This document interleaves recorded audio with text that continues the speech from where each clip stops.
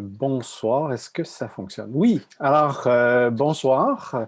Je me présente, Louis-Charles Lanier, professeur à l'École de design. Donc, au nom de l'École, je vous invite à cette sixième conférence ping-pong. Pour ceux qui nous rejoignent pour la première fois, donc c'est la sixième conférence de cette série-là. La formule est la suivante. On invite des diplômés de l'École issus des différents champs de pratique à venir vous rencontrer, à nous parler un peu de qui ils sont et ce qu'ils font. Et on leur a proposé aussi cette année, en retour, d'inviter eux aussi quelqu'un qui les inspire. Donc, nous, on invite nos diplômés qui nous inspirent et eux ont la chance d'avoir un invité ou une invitée. Il y a différents cas de figure, des gens qui ne connaissent pas du tout et qui veulent découvrir et qui vont nous faire découvrir un peu en même temps au public de ces conférences-là. Des fois, c'est des personnes qui le connaissent déjà, mais qui n'ont pas eu le temps peut-être d'aller en profondeur, de vraiment parler des choses. Donc, cette série de conférences-là nous amène dans une très, très belle intimité. Donc, avant peut-être de vous parler de notre invité de ce soir, quelques petites données techniques. Donc, je rappelle que cette conférence est enregistrée. Vous la suivez peut-être sur Zoom ou sur Facebook Live. Je vous invite de garder votre caméra et votre micro fermés tout au long de la conférence. Si vous avez des questions à la fois dans le Zoom et dans le Facebook, je vous invite à utiliser la fonction converser.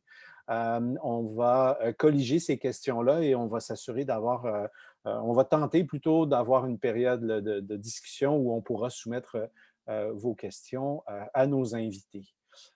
Donc voilà, pour ce soir, donc pour célébrer le printemps, célébrer cette sixième conférence ping-pong, on a le privilège de recevoir Mélissa Mongiat, qui est une diplômée de l'École en design graphique, qui a poursuivi ses études à Londres par la suite. Je vais lui laisser le soin de nous faire part un peu de son parcours.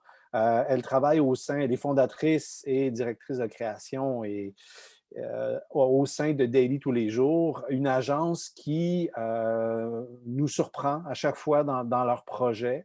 On avait une discussion hier, puis le mot, moi, qui me revenait toujours, c'est la pertinence de leurs interventions et dans le milieu, dans la sphère publique. Hein? C'est vraiment le terrain de jeu de Mélissa, cette sphère publique-là. On connaît le climat politique actuel, la situation dans laquelle on est. C'est un espace assez particulier en ce moment, je dirais socialement, civiquement, si on veut. L'équipe de Mélissa et la façon qu'elle guide ses projets, il y a toujours cette grande, grande pertinence, que ça soit faire des installations à la suite d'une tragédie, comme on a pu voir au lac Mégantic, ou s'amuser dans les quartiers de Montréal ou à l'autre bout de la planète. Il y a ces gestes-là, très ludiques souvent, mais qui réussissent tout le temps à être rassembleurs et à nous rendre optimistes sur le vivre ensemble. Alors, c'est vraiment un privilège énorme que de recevoir Mélissa ce soir. Mélissa, si tu veux te joindre à nous. Allô? Bonjour. Alors, je vais laisser, donc, comme je l'ai dit tout à l'heure, Mélissa a une invitée ce soir, Emilie Baltz, qui va se joindre. Je vais te laisser, Mélissa, le privilège de nous la présenter peut-être un peu plus tard. J'ai oublié de dire aussi, il y aura une partie de cet échange-là qui sera en français et en anglais, peut-être un peu plus avec Emilie pour la suite. Donc, merci d'avoir accepté cette invitation. Je te laisse la parole. Merci à toi, Louis-Charles. C'est vraiment un honneur pour moi d'être ici avec vous. Hop, tiens, on va commencer tout de suite. Ben oui, je me suis dit, je vais commencer sur une note personnelle pour donner le ton un peu. Comme Louis-Charles disait, j'ai eu un parcours un peu atypique. Et je pense que peut-être ça a commencé vraiment tôt, avec mon père qui vient d'Italie, dans les montagnes. Et ma mère qui avait 18 frères et sœurs dans un village fermier franco-ontarien en Ontario. Et d'un père qui était toujours très sensible aux lieux, à l'espace, qui travaillait la mosaïque dans des églises, puis que pour lui, quand il a choisi sa maison, la chose la plus importante, c'était la vue. Et d'une mère qui a fait du travail social et qui avait toujours une attention et qui a connu un peu l'espèce de, une espèce d'écosystème avec beaucoup, beaucoup d'amour. Mes parties de famille, quand j'étais jeune, c'était des épluchettes de blé d'Inde à 100 personnes, puis c'était tous des cousins ou des tantes ou des oncles. Et j'ai grandi comme une petite fille rêveuse qui avait plein de rêves inatteignables. Et j'ai pris un peu des décisions. J'étais toujours très curieuse, très entrepreneuse, très nerd. Et j'aimais beaucoup les arts. Et je prenais des décisions un peu avec des choix. Tout ce qui me paraît le plus difficile, j'appliquais. Puis je me disais, si ça ne marche pas, je m'en vais faire du travail humanitaire quelque part. Et j'ai fini par être acceptée à l'UQAM en design graphique. Et finalement rester à Montréal pour faire ce programme-là, qui a été des super belles années de ma vie. On parlait en répétition hier, c'est quoi cet attachement inexplicable à l'UQAM qui fait qu'on dit toujours oui, peu importe la situation. Quand on nous demande des choses, ben c'est au fait qu'on a reçu beaucoup, puis ben ouais, j'en profite pour remercier tout le monde à l'époque qui ont beaucoup contribué à mon développement. Et ça allait des profs à l'atelier multitechnique, au centre de design. J'ai eu la chance aussi de travailler au café étudiant, ce qui me permettait de parler aussi, pas seulement aux gens de design graphique, mais de savoir un peu ce qui se passait en design d'environnement, les profs, les étudiants. Ce que vous voyez là, par contre, c'est la fille gênée qui avait fait son costume dans le cours de maths. J'aimais toujours quand ça sortait un peu du design graphique, quand on faisait de l'objet, quand on faisait de l'environnement. J'aimais beaucoup mes cours avec Jean-Philippe Fauteux où on travaillait la vidéo, la narration. Et de fil en aiguille, je voulais, après mon bac, faire un échange à l'étranger, toujours dans cette vocation de voyager. Puis bon, à l'époque, c'était pas vraiment possible, mais il y avait un voyage d'études en Islande qui était organisé par Borchio. Et ça a été pour moi la chance de vraiment baigner un peu plus intensément dans le monde 3D, dans le design de l'environnement, où j'étais la seule en graphique, dans le fond, avec une équipe d'étudiants où on a passé un mois ensemble en Islande. Puis, très étrange que l'objet du voyage, c'était un parcours narratif. Donc, l'idée de raconter une histoire, fallait vraiment... On designait dans le fond une route. Je pense qu'à l'époque, je ne savais même pas qu'il y avait quelqu'un qui avait réfléchi à l'expérience d'une route, mais vraiment de voir comment on pouvait en faire une expérience racontée, vécue, sensorielle. Puis bon, c'est sûr que le contexte de l'Islande, c'est quand même un point de départ très inspirant. Mais ça m'a menée par la suite à travailler beaucoup avec des architectes et finalement d'aller faire un cours en environnement narratif à Central St. Martin's à Londres, où j'ai eu la chance de travailler avec, on était un petit groupe de 12 personnes d'un peu partout de la planète qui avaient tous lu la même définition sur le site web du cours, qui est la magie de créer des environnements qui racontent des histoires. Et j'ai trouvé en particulier une comparse, Kelsey Snook, avec qui j'ai fait beaucoup de travail en participation, en design participatif. On a fait notre projet de maîtrise ensemble. Ce que vous voyez là, c'était des exercices avec des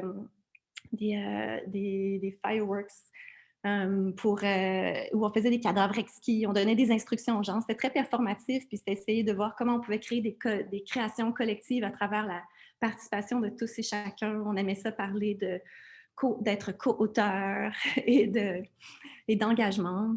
Et aussi, bon, j'étais à Londres, je cherchais souvent du boulot.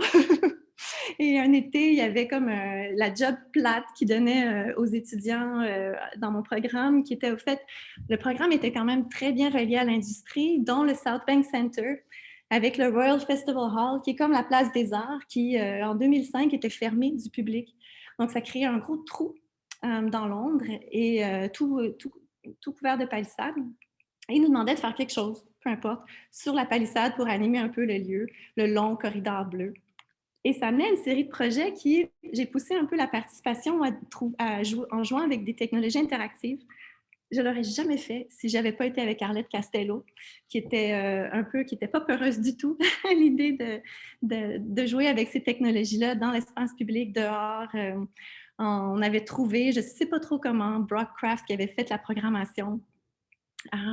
Puis au final, le système était très simple. C'était des senseurs et un système de son qui était en haut, qui détectait la présence, et une surface tactile qui, elle, racontait une histoire. Puis ça permettait de raconter un peu les histoires invisibles du Royal Festival Hall qui continuaient de se passer. Comme ici, c'était des cours de gamelan qui se donnaient un peu partout en ville avec les équipes de l'institution. Et lorsque les gens, comme ils marchaient déjà très près de la palissade, mais ils étaient invités à toucher puis à créer de la musique. Et ensuite de ça, on a joué avec une autre musique d'un compositeur en résidence et ça a donné Hidden Love Song, qui, presque par hasard, j'avais soumis au concours Graphica, puis ça a fini par remporter un grand prix. Et notre relation avec le Southbank Centre a continué. On a fini par faire Play Orchestra, qui était beaucoup plus de grande envergure. On était devant la Tamise. C'était un grand pit d'orchestre, une grande scène d'orchestre où les sièges des musiciens étaient vides et on invitait le public à prendre place puis à devenir musicien à son tour, simplement en s'assoyant puis en découvrant l'orchestre, la perspective du musicien. Puis de fil en aiguille, je me cherchais encore du boulot. Je reçois un coup de téléphone de Wallpaper Magazine qui me disent que Graphic Thought Facility, chez qui j'avais fait mon stage, leur avait recommandé et ils me demandaient de venir leur présenter les projets que je faisais, sur ce sur quoi je travaillais. Puis j'étais allée, je me souviens encore que je me souviens très, très bien de cette rencontre où je leur pitchais tellement mon travail pour voir s'il n'y aurait pas un projet qu'on pourrait faire ensemble. Puis ils étaient très calmes, puis ils m'avaient dit « Ah oui, écoute, c'est super intéressant, c'est très progressif, on aime beaucoup. » C'est sûr que pour un designer graphique, je touchais à beaucoup de choses peut-être peu usuelles. Et finalement, ils m'ont rappelé pour me dire que j'avais été sélectionnée pour faire partie de 10 breakthrough designers qui choisissaient de par le monde pour faire partie de leur édition de janvier 2007. Et ça m'a donné un bon coup, ça m'a permis un peu d'asseoir ma pratique, même si elle était encore là, j'étais encore designer graphique, puis je définissais plutôt bien que mal ce que je faisais. Et j'avais parti quand même, côté entrepreneuriat, j'avais parti une unité de recherche avec la Central St. Martins qui s'appelait Like People Do. Et on a fait plein de projets sur les environnements interactifs. Et ça, c'était entre autres une chance de travailler avec Arup sur un gros truc de $1 million pour rechercher le futur des espaces créatifs et comment on peut mieux communiquer avec notre espace pour améliorer la créativité des studios. Et en même temps, j'avais des trucs plus ou moins à part comme Tony Kay qui m'appelle, qui était un réalisateur britannique, mais qui a fait entre autres American History X, qui travaillait sur un film et qui avait cet objet dans son film qu'il voulait que je design, qui était au fait mi-chemin entre une console et un téléphone. Puis on était en 2007, l'iPhone n'existait pas encore. Puis donc je me retrouvais à dessiner dans le fond une prop de film, cet accessoire où j'avais décidé qu'il n'y aurait pas de bouton, puis qu'on irait vraiment avec des jeux graphiques qui iraient dans le monde de l'hologramme. Puis et c'était très drôle. Fait cocasse, Tony Kay qui m'appelle à un moment donné et qui me dit « Hey, t'as-tu vu l'iPhone qui vient de sortir de chez Apple? » Il dit « Je pense qu'il faut qu'on parle à Johnny Ives. » Puis Tony est évidemment connecté dans des sphères toujours obscures et très hautes de la société. Il avait réussi à parler à Johnny Ives. Malheureusement, le budget du film n'a pas permis de faire l'objet comme tel et même le film n'a jamais vraiment été distribué. Mais ça a été mon moment à Hollywood et un peu un détour, mais qui toujours un peu travaille l'élasticité du cerveau, à voir comment on peut raconter des histoires puis imaginer des mondes différents. Finalement, en 2008, c'est la crise économique. Je rentre à Montréal. J'ai aussi mon amoureux qui est ici, Bref, j'ai une vie qui m'attend ici. J'ai des amis à me faire parce que je ne suis plus vraiment designer graphique et j'ai une pratique peu commune. Je m'allie au départ avec une ex-publicitaire et un ex-banquier qui veulent faire des choses différemment. Puis la Biennale de Montréal m'approche et on décide de faire la conspiration du bien. Qui était un grand projet multiplateforme avec beaucoup de gens très talentueux qui ont travaillé pour pas grand-chose parce qu'on n'avait pas beaucoup d'argent, mais qui était très ambitieux. Entre autres, il y avait des Daniel Canty, Playmind, Connu, Guillaume Sasseville.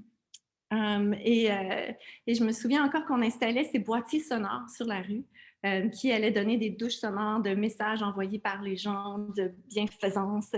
Et pendant qu'on installait le projet, il y avait de l'autre côté de la rue, à la galerie de la Centrale, une expo solo de Mouna Andraos qui avait beaucoup piqué. J'entendais beaucoup parler de cette femme qui avait été étudiée à New York pendant que j'étais à Londres, à ITP, qui, elle, se focusait beaucoup sur démocratiser la technologie, mais un peu la même pulsion sociale, humanitaire, d'amener la technologie dans la rue, puis de la démystifier aux yeux du grand public. Puis on s'est mis à parler.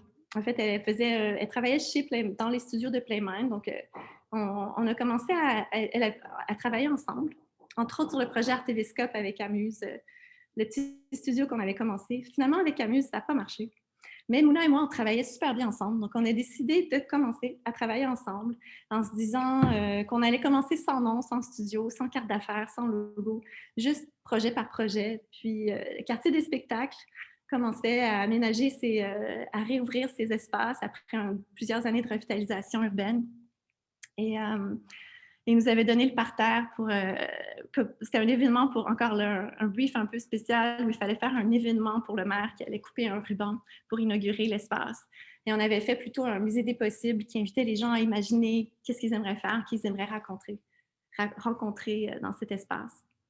Et en même temps, il y avait comme le volet déjà, c'est comme si on avait placé déjà le pion un peu d'engagement civique et Mutech qui nous invitait à faire une projection interactive sur la façade de l'UQAM qu'on a transformée en séquenceur musical où les gens pouvaient dans le fond jouer de la musique de leur téléphone cellulaire.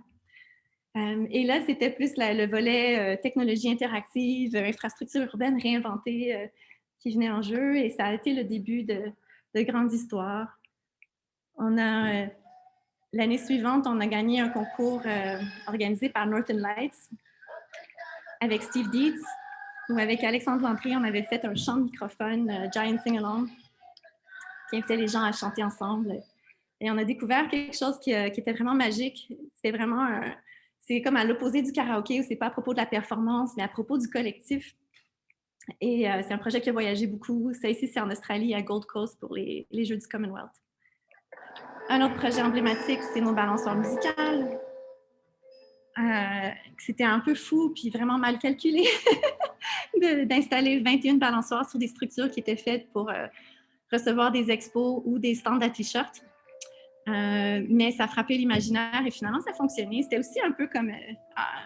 on pensait que c'était inatteignable, mais on a essayé jusqu'au bout. Puis finalement, d'ingénieurs en fabricant, ça a fonctionné. I think it's amazing and it's a really, really cool experience to be able to make music with your entire body. Et c'est un projet qui a été présenté chaque année au quartier des spectacles de pluie, qui a voyagé beaucoup. Oprah en a parlé. Et ça nous a beaucoup aidé à ancrer une pratique qu'on a quand même, au fil des ans, défini de toutes sortes de façons, d'environnement interactif, à installation grand format interactive, des expériences collectives. Je pense que ça continue.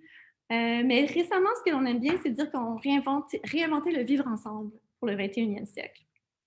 Mais ultimement, vraiment, ce qui fait le succès du studio, c'est beaucoup street creds. C'est d'ailleurs Zébulon Perron qui, à un moment donné, me disait « J'arrive pas à saisir qu'est-ce que tu fais, mais je pense que j'ai trouvé le secret. » Vous avez vraiment des bons street creds.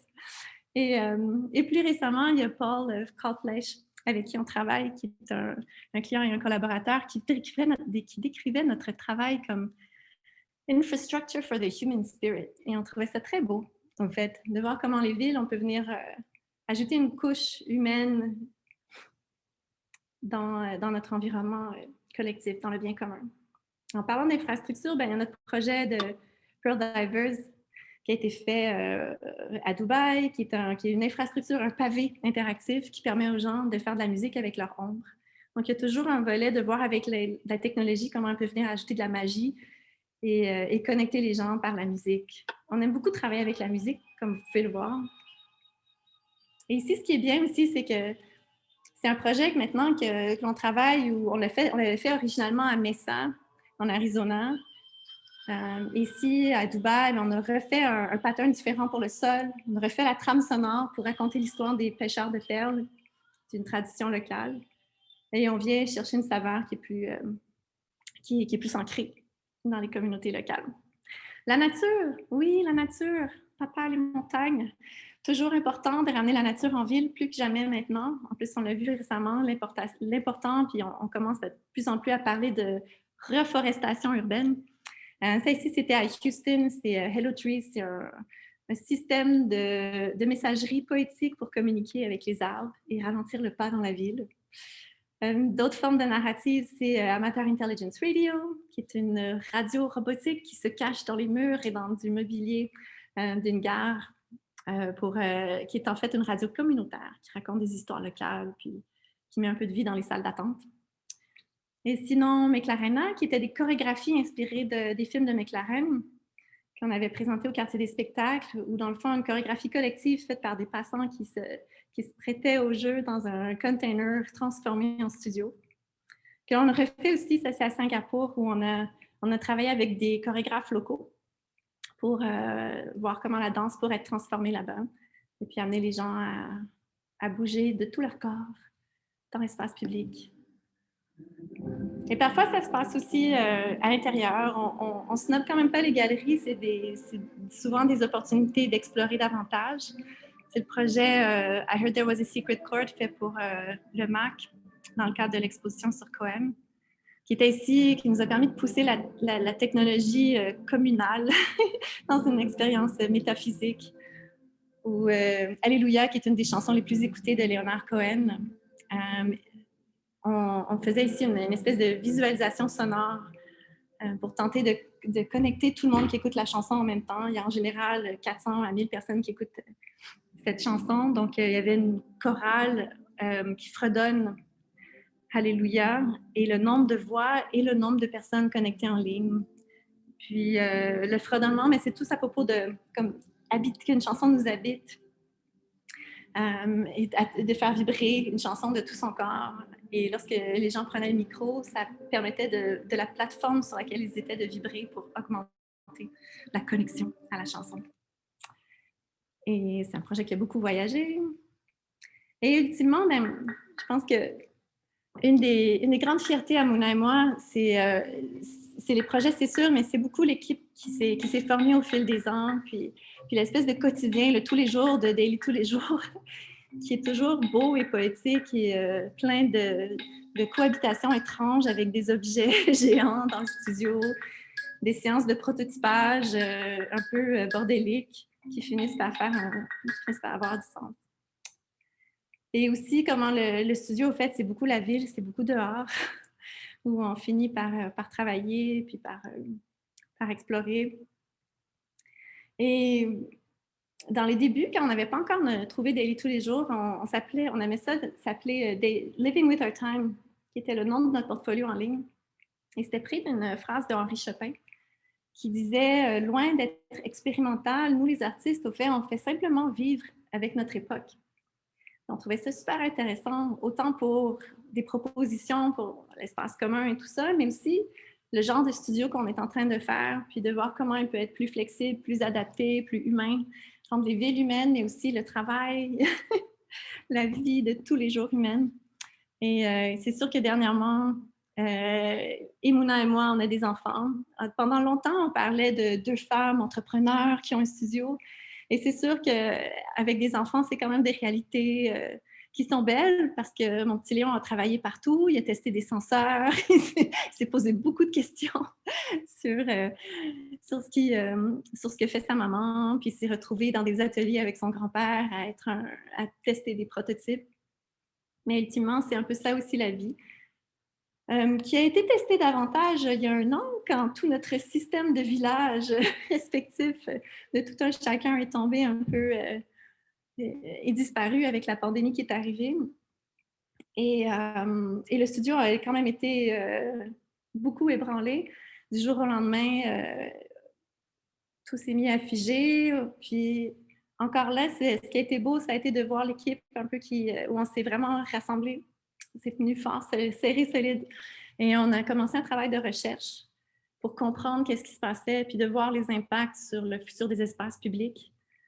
Au départ, les premiers articles qu'on lisait, c'était toujours un peu plus catastrophique, où on prédisait la ville du futur avec des corridors pour des piétons, pour faire en sorte qu'on allait pouvoir séparer les piétons qui n'allaient jamais devoir se croiser.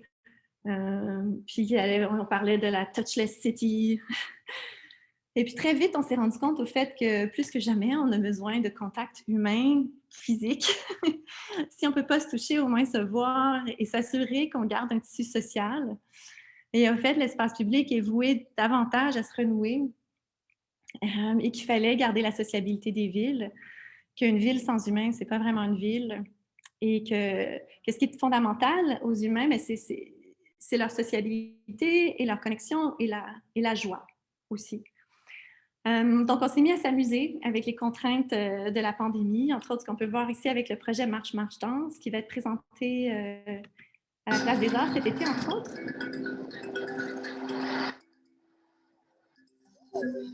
Qui se fait s'amuse avec toutes les lignes qu'on voyait dans la rue. On a décidé de les rendre musicales et de permettre aux passants de faire de la musique avec leurs pieds à 6 pieds de distance. Transformer la marche ou l'attente en quelque chose d'un peu plus poétique. Et au final, ben, c'est de se réapproprier les contraintes et de s'amuser avec ce que l'on ne peut pas faire pour essayer de garder une sociabilité. Et de garder la joie, parce que ça fait partie d'être humain que d'être joyeux. Et la joie, souvent, on trouve ça un peu dommage quand on parle de notre travail, comme quoi c'est le jeu, c'est le ludisme. On trouve que ça manque de profondeur. On trouve qu'en fait, il ne faut pas minimiser l'importance de la joie dans la création de communautés, parce qu'à cause de la confiance que ça apporte entre les gens, puis comment on peut créer des démocraties plus solides qui rendent la planète plus résiliente. Et dans la joie, je vous introduis maintenant Emilie Baltz, on a fait un projet avec la bouffe il y a un certain temps avec Nico Fonseca qui nous avait introduit à l'époque Emilie. Et je suis son travail depuis, je la trouve fantastique dans sa façon d'être multisensorielle, multitouche. C'est une fearless designer. Ici, on peut voir son projet de Cotton Candy Thermine de Theremin Barbe à Papa. Et ici, elle avait poussé le dispositif où, en faisant de la barbe à papa, on animait tout un dôme. Ou ici, son Dream Machine, où elle a rendu possible une espèce d'orgue énorme, collectif, olfactif, donc de jouer à plusieurs un orgue pour déclencher des partitions musicales et olfactives. Ou son Licking Orchestra. Je pense que celui-là, il n'y a pas besoin de mots. Il y a peut-être juste besoin d'une trame sonore.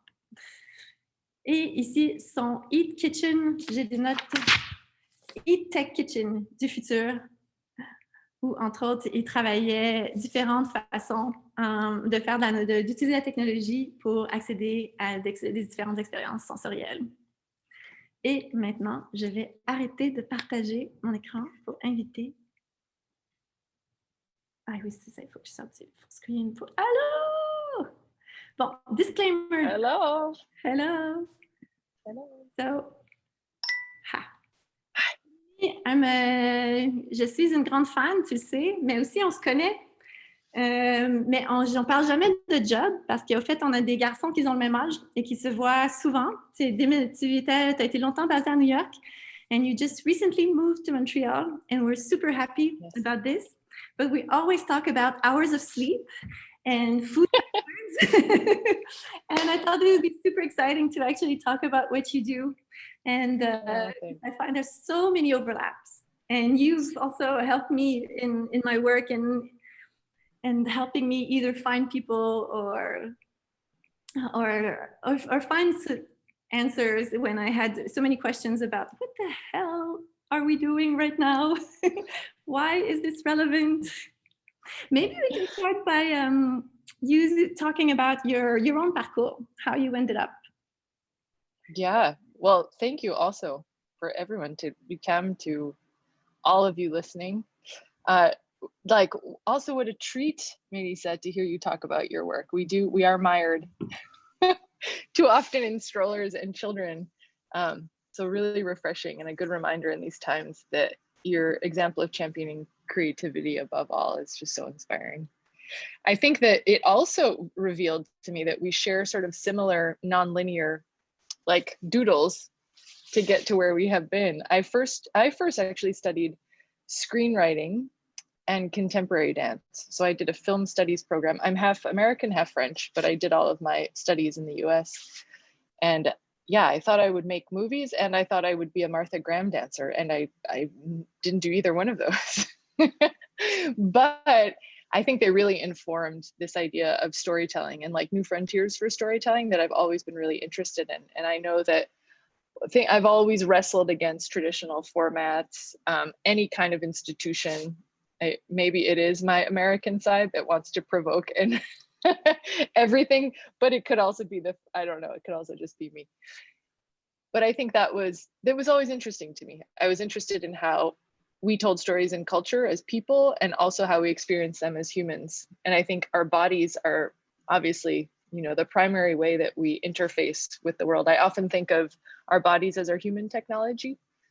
All of our senses are like the sensing technologies that are the inputs for our world. And dance really taught me a lot about that.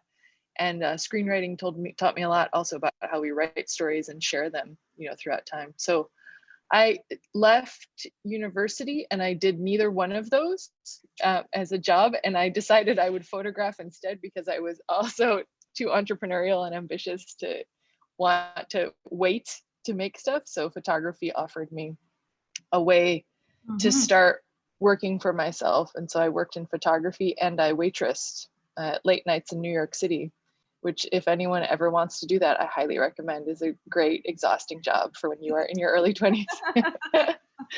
But in there, what I discovered, early 2000s, post 90s in New York City. Wow, what a scene. Yeah. But what it really showed me, sure, it was full of like sex, drugs, and rock and roll. I don't know if I can say that online, I just did, but it introduced me to the theater of life. And I think that these spaces of hospitality suddenly revealed themselves to me as like the dramas of daily life, the spaces where people would fall in love, break up, have meaningful conversations, discover new parts of themselves. And they felt like such rich environments to create because of what they facilitated between people. And I think that's also something that we share, is this idea of togetherness and participation. I thought that I would do that by designing bars and restaurants. So I went back to school and I got a degree I thought I was going to get a degree in interior design, and the elevator went the wrong way. I went to visit Pratt and it dumped me out in industrial design, and I didn't know what that was as a discipline.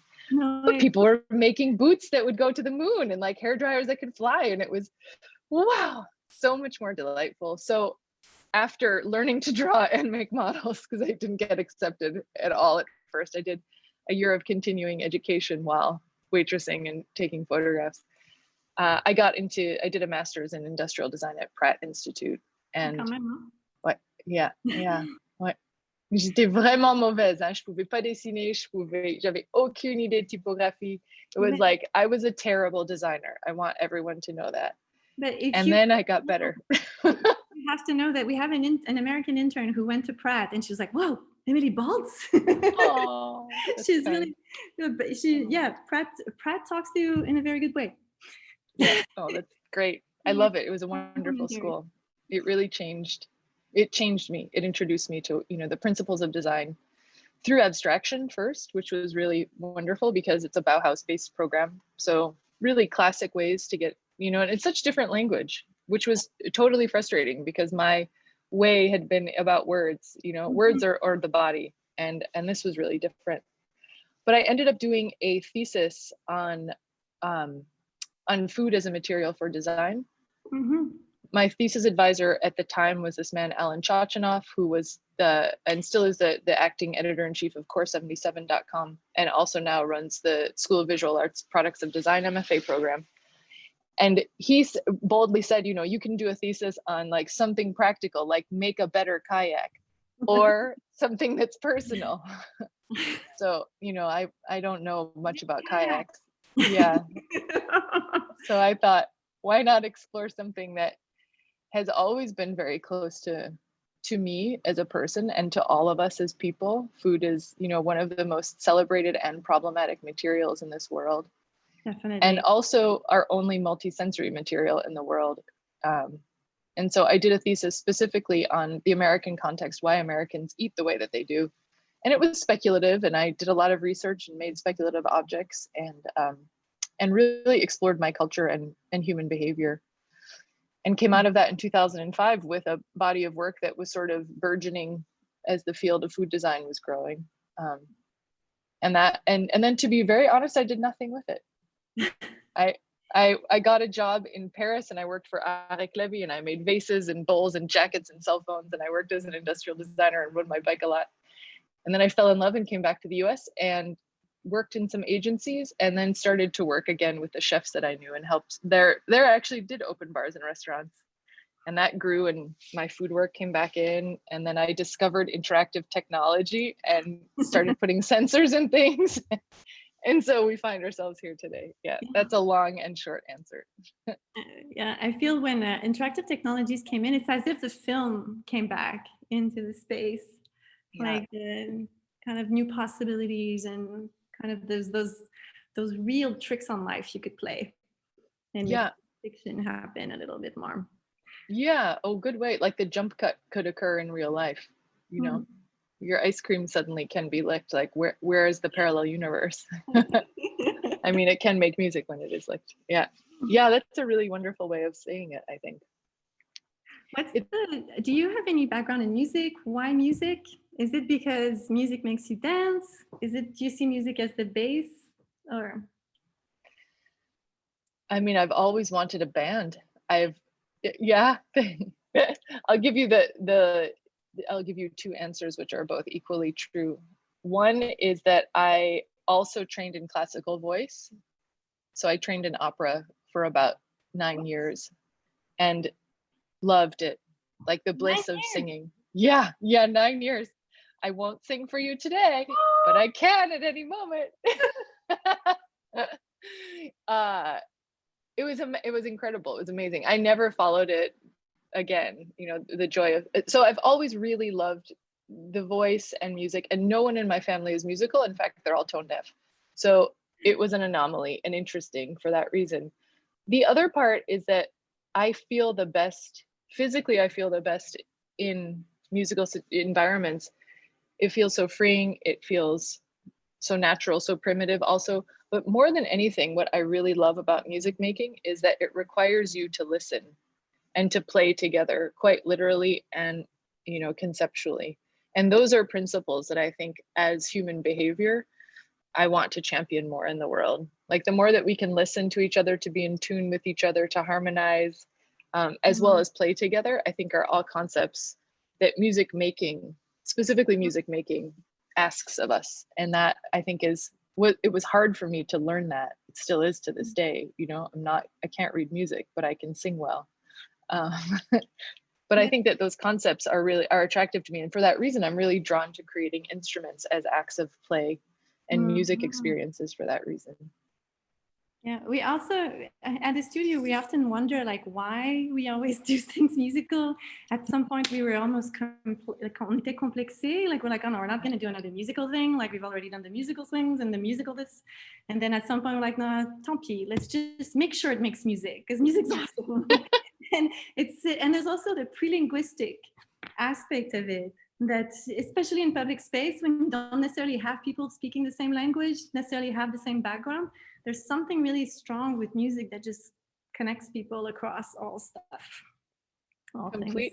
Completely. You know, I realized that as growing up, my mother is French, my father was American. My father never learned to speak French, and we would go back and forth. And in France, he was devoid of language, and he was an actor. So he had incredible communication skills in English. So this thing of like verbal language it always seemed problematic as a human invention. Yeah.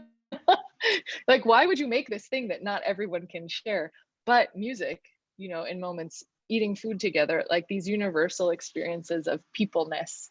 Yes. I think similarly, I'm really drawn to them for that reason. And yeah, the band music is also, there's something about the live togetherness of it. Like, my dad comes from, they have these beautiful choirs from the Alpi, and it's just like the power of multiple voices harmonizing together is just haunting. I forgot about it. I was at Royal Festival Hall when I rediscovered it a while ago, and yeah, it was there was something there. The same thing with choreographies, like when harmony of bodies, or disharmony, but this willingness of bodies to work together. What's the place of choreography in your work?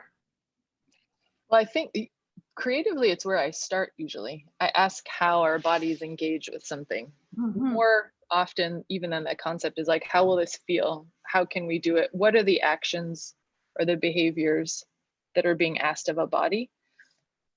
Because I think we rarely think about that, you know, in physical experience design. I think that's starting to become more and more part of the lingua franca. Like choreography will show up in briefs now, you know. Yeah. But for God knows what reason. But I don't know if it's a good sign or a sign of decline. I think so. I always am very now we have to move on to a new word, by the way, but I agree. But I do think that it is, yeah, I think COVID also makes us quite aware of this. You know, when our bodies are in the same static position, our bodies have their own intelligence. And if we don't consider their intelligence, we're not considering a whole experience, a whole human experience. And so what happens when we sit day after day after day, time after time, that of course ultimately has a consequence on our psychology, on our emotions, you know, on our vision, on our posture, not to mention all of that. But that's where the role of choreography, I experienced it as a young dancer, the transformative power that it had in my life. And the very, very powerful way that, you know, master choreographers and incredible dancers are able to create emotion with their bodies, but also create emotion in others. First of all, by watching, you know, I think watching dance is still to this day, one of the most beautiful things that I can imagine, to watch somebody be able to use their body in an incredible way. But also participating in that, training in it, and understanding that one could also experience emotions only through movement, for me is another toolkit as a designer that we don't have a lot of language around in design training, but has almost as much, if not more, importance in how we experience the world around us. And so that became, for me, a real point of entry into making work, was how do we move? Like, how do we be in this thing? You know, what are our bodies doing? Yeah. And how do we use that also, you know, in the same way we would use color, line, form, sound. We had a chance to work with Dana Gingras of Annals of Distinction, that you know as well. The best. Yeah. And she was awesome at finding instructions, like giving instructions to the body that destabilize you and make you, and that was a real formative experience. Yeah. Well, that's, I think, another piece of it too, is that if you're asking people to do something, choreographers, like body work teachers, you know, they have these amazing words that will make your body go in a certain place. So there is, of course, language attached to choreography, and I think it's such an impressive skill to have. I also think of it in the design of forms, like what is a form asking our body to do? I always think of objects as props for a movement, or prop, you know, in this theater of life metaphor, like the objects are our props. And when we engage with them, your swings, for example, right? Yeah. We don't swing by ourselves, we swing with a swing. Or holding a microphone, immediately there's kind of a universal action that's asked of us. A choreography is implied by an object too. So I also think of that through the industrial design lens. I find when designing these props, like a lot of the work is also to kind of have people lose their inhibitions. Like the swings were really good because people forget that they're in the city and they let themselves go and they start like putting their head down, and it is a beautiful thing of just seeing people relax, and the same thing with the musical shadows, where people would start to see that their shadows trigger stuff and they start moving in ways that it's maybe more of a contemporary obscure performance. But it is also nice to kind of see them. Maybe if they would see themselves, they would think that they're making fools of themselves, but they're not. It's just beautiful to see them in their body and not in their minds. Yeah. Dance like no one is watching, right? Yeah, exactly. Yeah. It does something, you know, there's an immersive theater principle of the threshold. You know, if you go into an immersive theater piece, there's usually now this trope of like you walk through a black tunnel or you're in like a blast of light, something that breaks your reality. And I think to create engagement, to get people really in the world that you're making them, movement is also that kind of trick, you know, to get somebody using their body, get them out of their posture, break something in them, provoke them. Those are all, that sort of feels alongside that too. The nice thing about working with movement and sound and even food is also, compared to the theater, is that you're free of nighttime. You can also do it all around the clock. This is true. I have yet to happen upon a great breakfast experience, but maybe you can help me. Yeah, coming soon. Yes, please. Yeah. Is another thing I thought could be fun to discuss is Mouna and I also, we often are not, people talk a lot also about the fact that we're two women, entrepreneurs in the arts, in the tech, also in the built. How is it for you? Do you ever think about it? Oh my God, I have to admit, like I would think about it most when people would bring it up, and then when I had a kid. Yeah, very much. I think that the experience of motherhood has changed my opinion. I would agree with you.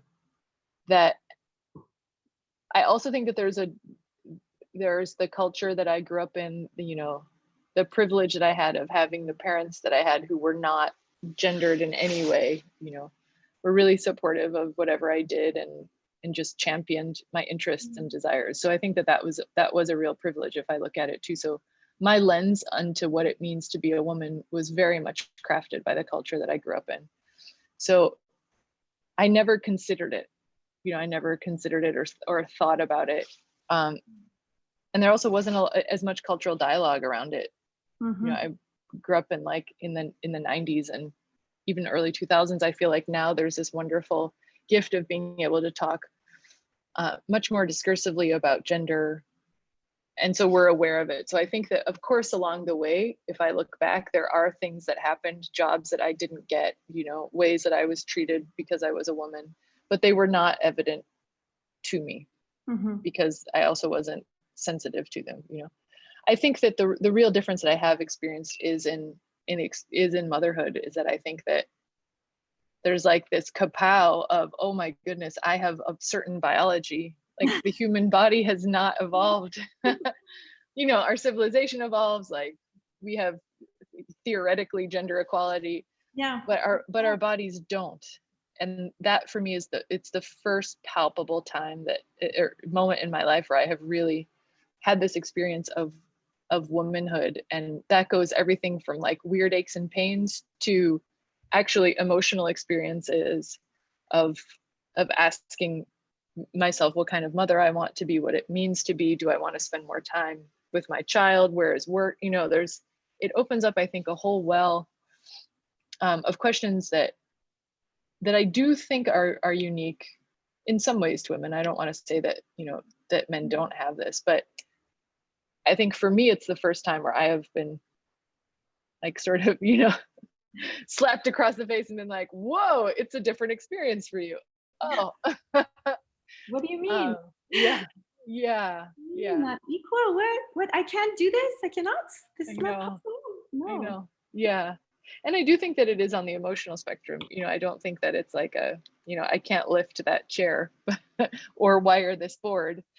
But I think it is, it's a really different experience. And I think it takes space in life. I don't know how it feels for you, but it has taken a space in my life that is important to me to recognize. It's not like I will radically change everything, but it raises questions that I think I don't hear my male peers talking about, in the same way. So I think that's the real question. I'm curious to know for you if it has been anything that you've come up against. I think if I didn't have a kid, my family would have been in the studio team, and having the kid kind of is hard to reconcile sometimes. But definitely shift of a sense of urgency, a sense of, all right, we've got to get there. We've got to make this whole world a better place. We've got to, this must be a good thing. I must not lose my time right now because there is very little and it has to be productive and good for the world. I find that it's weird timing also with the current end of the world that is happening around us. Very much so. Yeah, the urgency is real. The urgency. Well, I'm also curious if you find, like in business, has it posed any challenges for you? Like you said, there probably were, and that we were not aware of. I think where it was more flagrant was more like culturally, like on a construction site or like in places where there aren't that many women. In tech, I find, because we are business owners, we didn't feel it so much. I think if we were working for, I think the stories we hear are more into like bigger infrastructures that are less. But that said, there was this advice that is, it's actually Rafael Lozano who gave it, from a guy from Moment Factory who gave it to him, who's like, the best advice I can give you, always make sure you have 50% women and 50% men. And it's been true. Like, there's also the flip coin of being too many of us emo. Yeah, I agree. Like, it's just different dynamics. You really need both for it to work, for it to feel like harmonious. I would very much agree with that. Yeah. Yeah, and even outside of bodies, just the two different ways of being, you know, that there's like a masculine and a feminine to it, I think is really, it's so something that I have noticed over the years, which I wonder about, because I feel like it's sort of an old guard approach, but I have, especially like women in technology, I've noticed like there's like a more masculine, like abrasive approach to it. And I'm personally really curious about leadership through the lens of the feminine future, you know, once again, like outside of body, but what does that mean? I think that's my experience of motherhood, is also asking myself, what is it, not just what does motherhood mean for me, or what does femininity mean, or the feminine, but also what does it mean as system design, as leadership. You know, these are very abstract thoughts, so I have no answer to them. But I do wonder about it as, and, you know, in leadership styles and in getting your work out there, and what it means, you know. And for sure, there's a lot of brave, abrasive women who paved the way. Yeah, rightfully so. Yeah. To be a little bit more who we are, I think. Yeah, I was always like, when people would ask me, I'd always feel like, oh no, we can always negotiate. We can always, it never felt like I had to play elbow games or in any sort to make my place as a woman. But I know that a lot of women did it for me first. So Yeah. There's definitely a generation of them to whom I'm really thankful. Hugely so.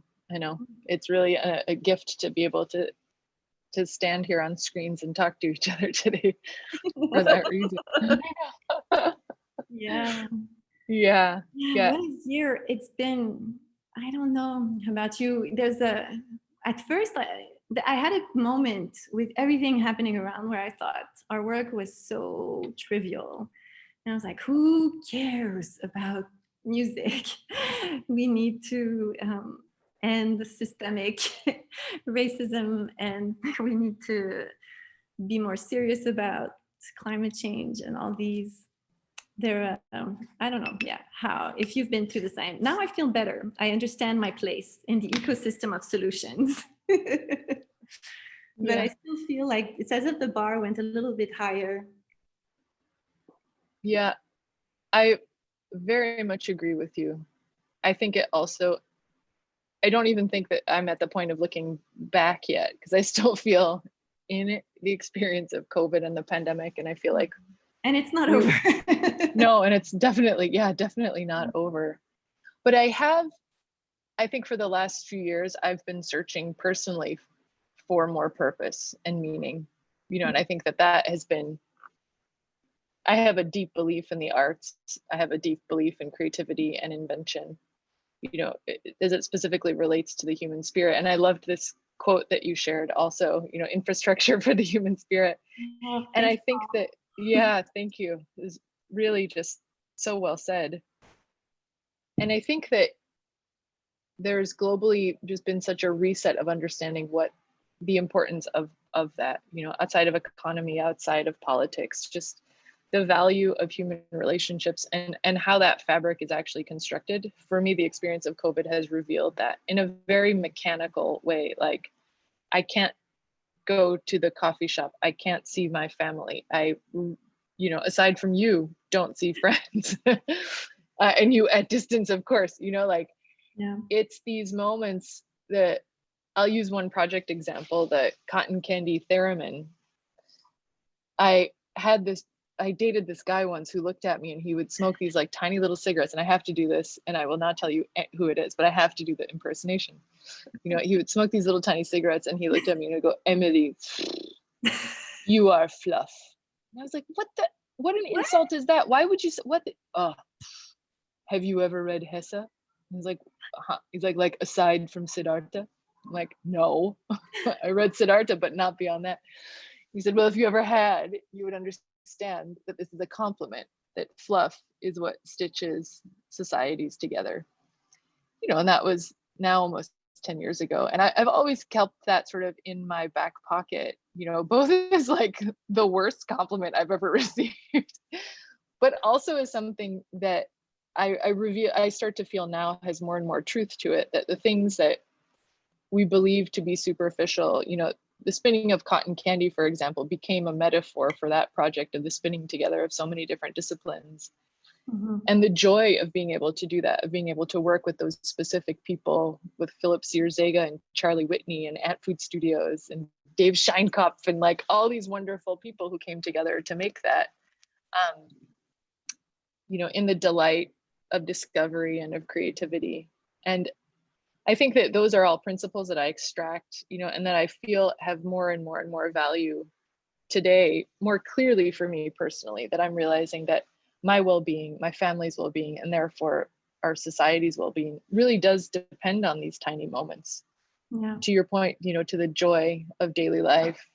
Yeah. And that's not an easy thing to make.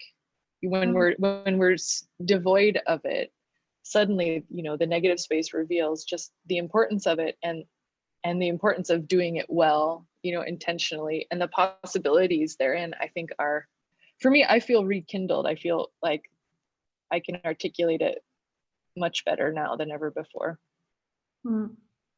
There's the owner of the not the owner, but the director of the Espace pour la Vie, the Botanical Garden, Planetarium, and so on in Montreal, once said to us, you know, when change is coming, and it has to happen through joy. It's like, we're not going to do it. We're not going to do what we need to do if it's just, you know, painful or work, or it has to be in joy. And I remember, and back in the day, first, even like project that never happened with Mouna, but it was a project about biodiversity. And at the time, Mouna and I were super like, okay, let's find the tools to save the earth. And what do we need to do? We have to teach people how to compost and to make their own electronic whatever. And we would speak to scientists and we'd be like, okay, what can people do? Like, let's equip them. And he said, if you really want people to change, you have to make them fall in love with nature. Or else, like, they're just, you know, if you give, it's not about, but the problem is like this, like, they're not connected to it, they don't want to protect it, and that was so powerful for us, I think. And it's the same thing can be said about humans.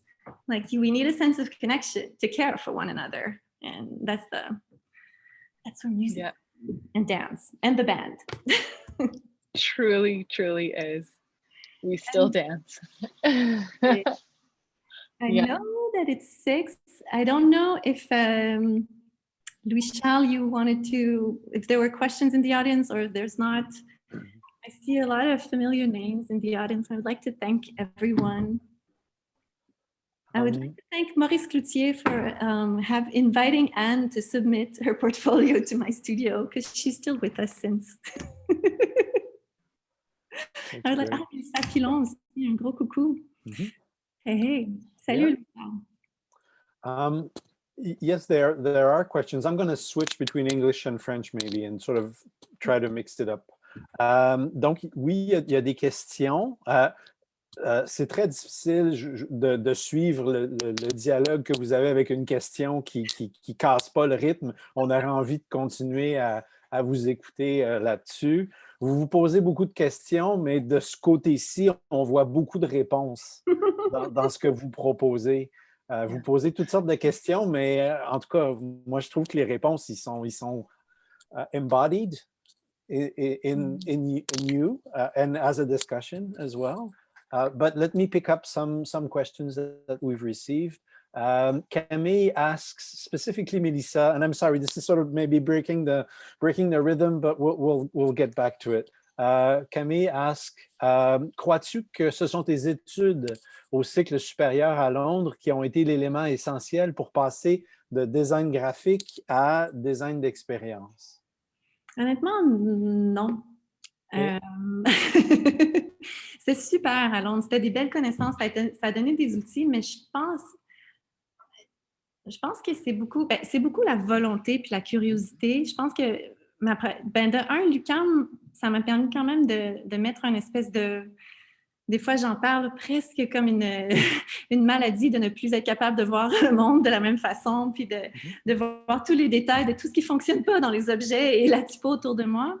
Mais je pense que ça, c'était une super bonne... C'est comme si ça m'a donné la boîte à outils, puis j'avais l'impression dans mon master juste de sortir celui-là ou celui-là ou celui-là. Puis ce qui était le plus important, je pense, c'était d'aller au bout de sa curiosité, comme d'essayer des choses, puis de ne pas avoir peur de jouer avec la tech, puis de ne pas avoir peur d'aller dans l'espace, puis de ne pas avoir peur de parler à des architectes quand on designer graphique.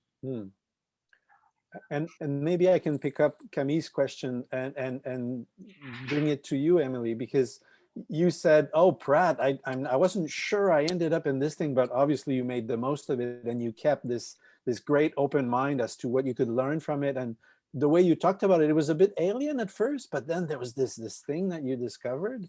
Was that it seems to be that was a really key moment within all the other experience. And I'm sure there's things you even haven't told us about. You know, you studied singing for 9 years on top of all these things and all that. But it seemed that Pratt was that maybe at the right moment, maybe like Melissa, or... Yeah, I think so.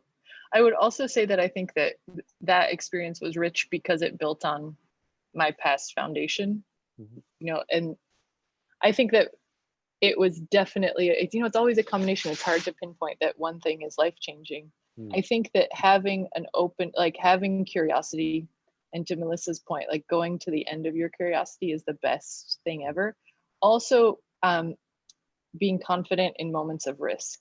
I think that was, you know, like industrial design for me was a discovery, and it was exciting for that reason. And that's sort of my own compass, is that I know that I'm in a good place in my life when I feel that, like, whoa, it's half fear and it's half excitement. And that usually means that I'm at the edge of myself. And if I'm at the edge of myself, then I will learn something. And I think that is the point. For me, it is the point, is to continue discovering and learning. And it's a really different mindset for your life and for your practice, to look at work, relationships, all of that, I think. So I would say that Pratt was just an incredible learning, you know. I eventually became a good designer, even. Look at that, you know. And it is all about the mindset.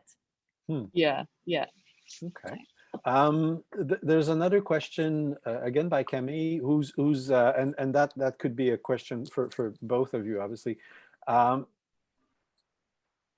the creative process. Like, has it changed completely? Is there a benchmark? Is there how does, because I can see where her question is coming, because of the range of projects that you do. We sort of wonder, how do you even tackle this thing? Is there a very solid base, or is there something else that makes this magic happen somehow? Because we can see it in both of your projects. Yeah, we do. I mean, I'll answer for me first. Of course, at the studio, because we are working in teams, we have to shape the process in some way, and I can go through it, or I don't think that's her question, but yes, there is a way to I think to make sure that you're ticking some boxes. Like, we always have a very context-based approach. We make sure we understand the people, the sites, and the stories, and that's always a base for creation.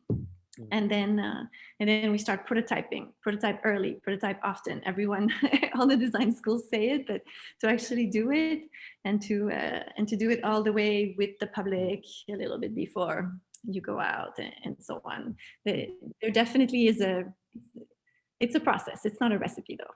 Okay. Yeah, definitely so. I think, it's a classic design process that I think fits for most everything. Just if you were designing something two-dimensional, you would be making some early prototypes hopefully getting feedback from people, revising.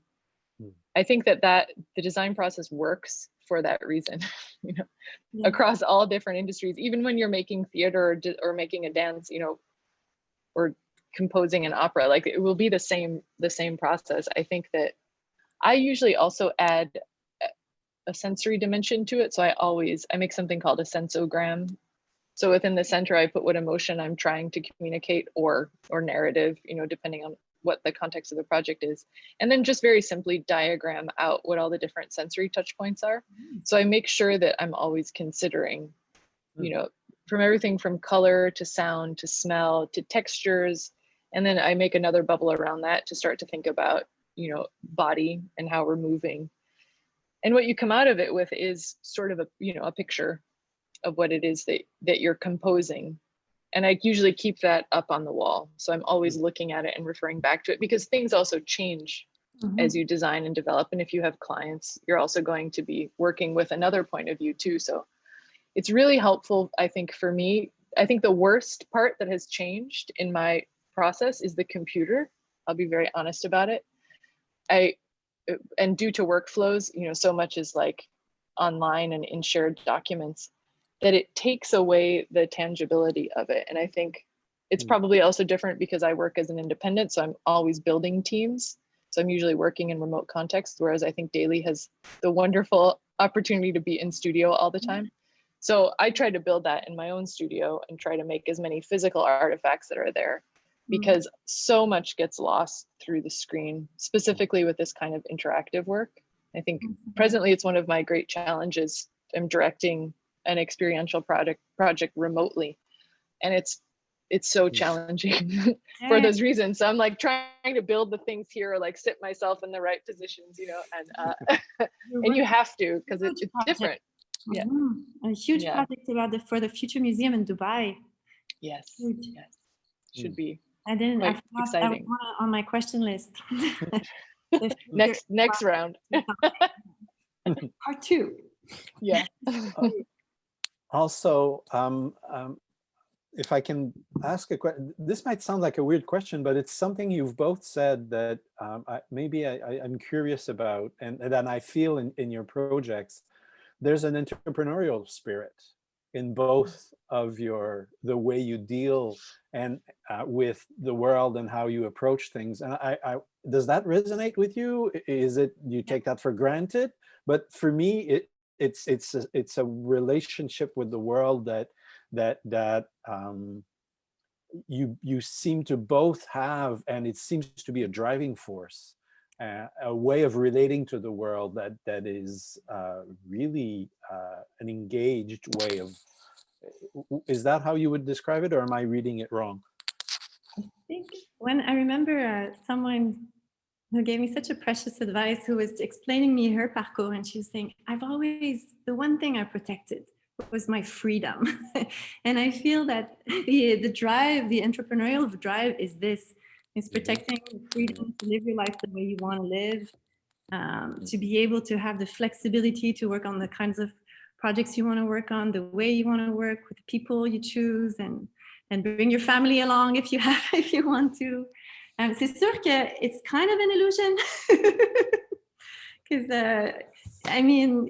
there's it definitely is an illusion, but it works. Makes me wake up every morning. Well said.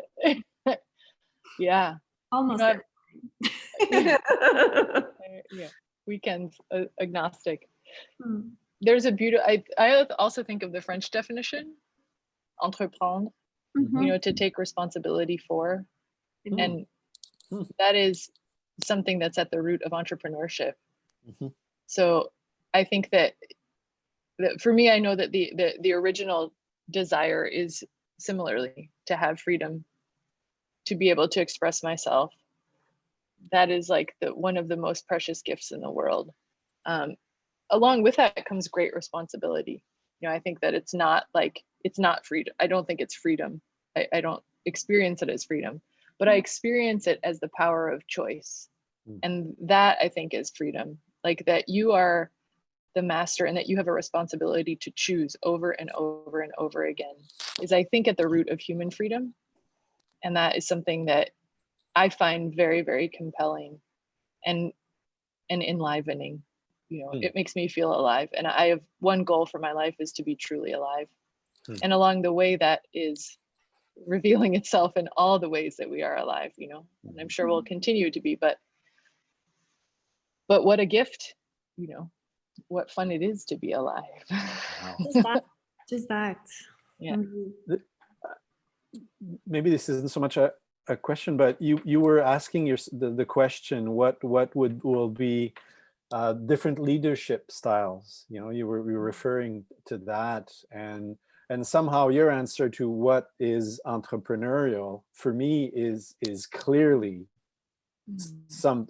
a definition of why we should be optimistic, because I'm not sure that 15 years ago entrepreneurial would have meant either freedom or responsibility or possibilities, and if that's the definition of what it is, and that's what I sensed in how you take it, that is just so beautiful, as I found. It's so inspiring as something to follow, and yeah, I'll follow for sure. Like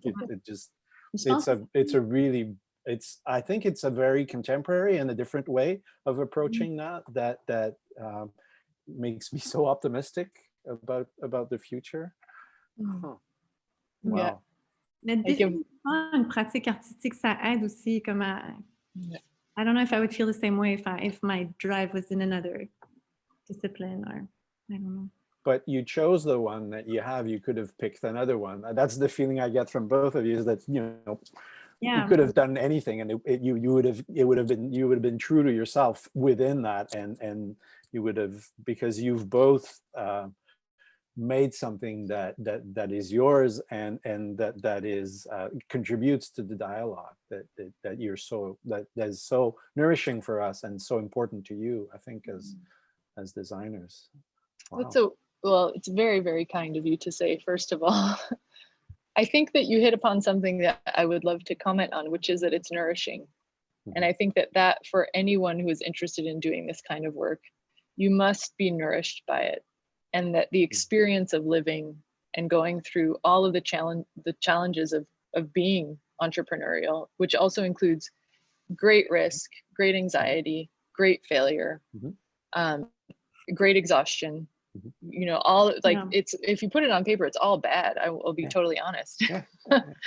But within it, yeah, you also have these like mini moments that are just the most beautiful things that I think anyone ever experiences, and that makes it worth it. But it also, for me, has been the most nourishing because I have learned the most about myself. So I teach experience design at the School of Visual Arts, and I teach it in 2 layers, one being, you know, the practice and craft of designing experiences, and the other one being the experience of designing experiences, like the meta layer. That I think what is so beautiful about this kind of work of constantly discovering or putting yourself at the edge of your own knowledge is that, again, you're in this mindset of discovery, but you also build confidence immediately just by taking a risk and doing it in public space with physical stuff, with real people. Is like the greatest risk, and that for me is interesting as a person. Reward. Yeah, the reward is kind of addictive when you see all sorts of people interact and play with what the joy you can provide, the shared joy, shared magical experiences. That's when you kind of it is a little bit of an addiction of some kind. Yeah, the addiction to joy is a real one. Making people do strange things. Ça, c'est quelque chose qui revient beaucoup, cette idée de la joie. Hein? Je pense qu'à une autre époque, on se serait battu avec le concept de la beauté, peut-être. On essaie de rejoindre ça. Puis je pense que de remplacer ça par cette notion de joie qui est pas une notion, qui est quelque chose qu'on ressent, bon, pas seulement avec les yeux, premièrement, il y a toutes les dimensions. Je vais peut-être, si vous voulez, une autre question. Il y a Margot qui pose la question, est-ce qu'il y a toujours des clients derrière vos projets, ou est-ce qu'il y a des projets qui naissent autrement? Puis comment est-ce que les projets naissent? So that's interesting in terms of entrepreneurial spirit, or even your relationship to the world, and how you each create teams and very diverse teams. Emilie, you were saying, maybe tous les jours is lucky they have a space, they have, but that's a very collaborative space where they're always bringing new people in, which you seem to be doing as well. So I guess the question is, where's the client in this? How do you get paid? A great question. How do you get paid? I can, since I made that snarky comment, I will answer it as best as I can. Personally, I have, two ways. Sometimes it is like I will receive briefs from clients. Sometimes people will come to me. I have agents in the US, so I also will get briefs through them. And that is only a couple of years now that I've had them, so it's a new model and experience. The other parts are coming up with an idea and talking to people about it, like, oh, the cotton candy theremin. I just told at the time I was at New Ink in the New Museums incubator. Mm-hmm. And yeah, I talked to Phil, my desk mate, and was like, I have this idea, and Phil is a wonderful animator. And so we just brainstormed and made it, and we ended up finding, and Red Bull funded that. And then I think that there's the third part, which is probably the most important piece of that, is the human relationship piece of it. I know that most of my work comes because of who I am and how I relate to people. Most of my professional career has included me meeting as many people as I can possibly meet and genuinely being curious about them, like genuinely wanting to know who the person is, and wanting to find playmates. Like, it's maybe kind of a stupid thing to say, but like, you can sniff out where you're going to get work pretty quickly if you think of it through that lens. And so that's been, for me, very valuable as a way to not only figure out like who I work well with, but also who wants to work with me and where good projects will happen. Like, you have to think of it in that way, that it's always a relationship. And so I think a big part of that has been, the way that I approach people. And one of our friends, actually our mutual friends, Dave Reif, if Melissa knows him, he has a studio in New York called Dave and Gabe. Yeah. Dave said something wonderful once when asked a similar question. He said, the biggest thing is be nice, like be nice and be kind. Kindness is so underrated in business. And it really does come that you want to work with people that are nice. You want to work with people that are kind, because that's actually also the fun of the work. So I think that is another bit of like the mechanics under it.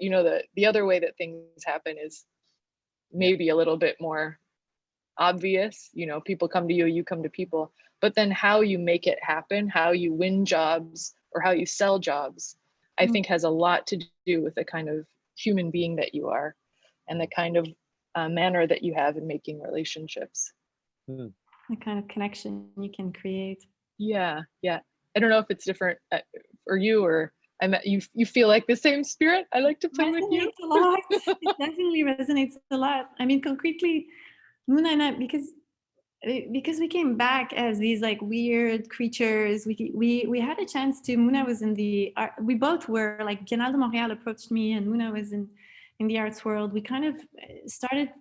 We say play the public art card in a way, coming from a design background, but using this as a way to just have une table rase, carte blanche, to do what you feel should be happening there. And I think that was a way for us to get started on proposing completely new scenarios for public space. But now I feel like the practice has also evolved to a point that it's more c'est plus systématique maintenant. Les développeurs immobiliers, ils sont super intéressés. On a comme créé un intérêt. Au début, c'était comme un brief d'art, puis maintenant, c'est devenu comme quelque chose qui a fait ses preuves, puis que les gens sont intéressés autant du domaine privé qu'institutionnel que public. Puis là, le défi, il est entrepreneurial aussi, c'est de voir comment tu peux faire ce genre de projet-là pour toutes les échelles de budget, réalité et contraintes. Souvent, les milieux qui en ont le plus besoin, c'est pas eux qui ont les budgets qui peuvent se payer ça. Fait que, bref, il y a comme tout un peu une mathématique d'affaires là-dedans qu'on est en train de démêler, je pense, tranquillement. So we're getting towards the end, I think. Il est presque 6h30. Moi, on pourrait continuer encore longtemps. J'espère que ça va créer dans notre public des idées de collaboration. Hein. Moi, je pense que c'est une des choses qui est très, très inspirante, de se faire confiance. Hein. Il y a beaucoup des personnes qui sont avec nous ce soir, je pense, qui sont des diplômés de l'école comme vous ou encore des étudiants à l'école en ce moment. Donc, de voir de ton côté, Mélissa, comment tu es partie de l'école, d'un endroit où ils sont en ce moment, vers où tu es rendu. Puis Émilie aussi, de voir cette espèce de confiance de ce processus-là. Je trouve ça extrêmement inspirant pour des diplômés récents ou des futurs diplômés. Puis, fluff, on va s'en rappeler que c'est important. Il y a une chose que Émilie, en fait, il y a une phrase que Émilie a complétée. Mélissa t'a dit à un moment donné, What's important is tiny moments. Puis Émilie t'a répondu Done well. Il y a cette espèce de sérieux-là, tu sais, puis tu sembles avoir passé à travers une espèce de remise en question, Mélissa, dans la période actuelle. Est-ce que ce qu'on fait est vraiment important? Puis quand on regarde vos deux pratiques, ben on a la réponse que c'est même fondamental. C'est très, très beau. Vous avez fait une démonstration parfaite de vos propres questions. Je ne sais pas si on va avoir vous allez pouvoir réécouter ça. On va l'enregistrer. Puis, je vous montrerai mes notes. Moi, je pourrais vous lire. Là, j'ai 3 pages de notes. Là, des choses que vous avez dites, de l'infrastructure of the human spirit, d'être mieux ensemble, local, le restaurant comme a stage for life as a way of it's just really, and playing tricks on life. I find that for me is really beautiful, because we've had in design schools, I think, this sort of often utopian visions. That's how we go beyond life somehow, and that's like a tradition in architecture school, sort of these utopian visions, and yours is, but it's playing with it right now. It's not waiting till it changes or something. It's really, or making it change, being an actor, being entrepreneurial in the way that you see it, being responsible and taking things very, very seriously, taking joy very seriously. Oui, mais et puis ça, je pense que c'est la pratique de design aussi, que cette rigueur-là, puis ces questionnements-là, puis qui va vraiment en profondeur dans toutes les couches de l'expérience possible. Ouais. Wow. So I will regretfully sort of close it off. So merci énormément. It's the best end to this. Well, it'd be great. Hopefully there'll be another season of these. We'll see if we begin it again next year. But merci énormément, Mélissa, d'être là, de nous avoir fait découvrir Émilie aussi. Ça, c'est un super privilège. Puis qu'on a eu la chance d'accompagner. Donc, pour terminer, donc merci à tout le monde qui nous ont suivis pendant ces 6 conférences-là. Merci bien sûr à Maurice Cloutier, qui est le directeur de l'école, qui a appuyé ce projet-là. Le projet aussi est le fruit son nom technique, c'est le comité de rayonnement, mais c'est 3 personnes exceptionnelles. Stini Chaberdard, Guillaume Sasseville, justement, et Amandine Alessandra, qui ont réfléchi à ça avec nous, qui en ont fait un élément. Il y a une personne qui est vraiment, vraiment clé aussi. Merci beaucoup à David Allard-Martin, qui nous accompagne depuis tout le début, alors que David, il est rendu ailleurs dans la vie. En septembre, il était un peu là pour nous aider. Maintenant, il y a plein d'autres choses à faire, puis il reste avec nous, puis il a rendu ces conférences-là possibles. Alors, merci infiniment, David. J'ai une dette envers toi. Et puis, merci à tous nos invités. Je vous invite, j'espère, je pense qu'on va avoir envie de répéter cette expérience-là. Si vous avez aimé, écrivez-nous pour nous faire part de ça. Et il va y avoir aussi l'archivage de ces conférences-là qui vont être disponibles sur le site de l'école. On va essayer d'organiser ça pour que ça soit peut-être un petit peu plus accessible que ce l'est en ce moment. Mais il y a vraiment des joyaux et Ben, merci encore là, pour la soirée. Puis c'est avec beaucoup d'hésitation que je vous remercie. Je vous souhaite bonne soirée, puis au plaisir de se revoir dans un autre contexte. Merci. Ah oui, ça serait un grand plaisir. Merci tout le monde. Super. J'ai hâte à la Merci Mélissa. Ciao, Emilie!